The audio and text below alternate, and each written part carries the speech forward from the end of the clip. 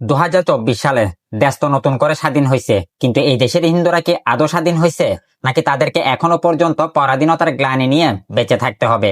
কয়েকদিন আগে দীপু চন্দ্র দাসকে পুড়িয়ে হত্যা করা হইলো, তারপর পরই লক্ষ্মীপুরের আয়শা নামের একটা মেয়েকে পুড়িয়ে হত্যা করা হইলো। এই দুটো হত্যাকাণ্ডের রেশ কাটতে না কাটতেই গতকালকে আমাদের এই চট্টগ্রামের রাউজানের দুইটা হিন্দু পরিবারকে চতুর্দিক থেকে তালা বন্ধ করে পুড়িয়ে মারার চেষ্টা করা হলো। আসলে এগুলা দেশে কি হচ্ছে একটু বলেন তো? এই দেশে হিন্দুরা কি স্বাধীনভাবে বাঁচতে পারবে না, নাকি এই দেশের হিন্দুরা স্বাধীনভাবে থাকতে পারবে না, নাকি এই দেশের হিন্দুদেরকে থাকতে দেয়া হবে না? আমাকে একটু বলেন তো, হিন্দুরা কার কি ক্ষতি করছে?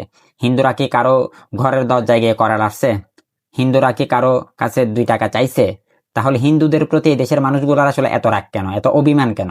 তাদেরকে মেরে ফেলে তাদেরকে এই দেশ থেকে তাড়িয়ে দিয়ে আসলে তারা এই দেশটাকে কি বানাতে চাচ্ছে? এটাই হচ্ছে সবচেয়ে একটা বড় প্রশ্ন।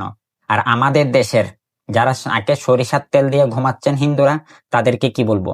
এতগুলো অন্যায় অত্যাচার অপরাধ দেখার পরেও যদি আপনাদের ঘুম না ভাঙে, যদি আপনাদের ঘুম থেকে জেগে উঠতে ইচ্ছে না করে, আপনাদের এখনো পর্যন্ত যদি মেরুদণ্ডহীন জাতি হিসেবে নিজেদেরকে পরিচয় দিতে ইচ্ছে করে, তাহলে এই জায়গাতে আসলে কারো কিছু করার নেই, না আমার, না এই দেশের সাধারণ মানুষগুলোর। যদি আপনারা মনে করেন হইলে দীপু দাসের সাথে হইছে, হইলে ওই আয়শার সাথে হইছে, হইলে চট্টগ্রামের রাউজানের হিন্দু পরিবারগুলোর সাথে হইছে, আমাদের সাথে তো হয় নাই। যেদিন আমাদের সাথে হবে সেদিন আমরা জেগে উঠবো। যদি এই চিন্তা ভাবনা নিয়ে, এই টেন্ডেন্সি নিয়ে আপনারা পড়ে থাকেন, তাহলে আপনাদের ধ্বংস কেউ ঠেকাইতে পারবে না। আপনাদের ধ্বংস অনিবার্য। এখনো সময় আছে নিজেদের অধিকারের জন্য, নিজের অস্তিত্বের জন্য লড়াই করতে শিখেন, অন্যায়ের বিরুদ্ধে আওয়াজ তুলতে শিখেন, অন্যায়ের বিরুদ্ধে প্রতিবাদ করতে শিখেন।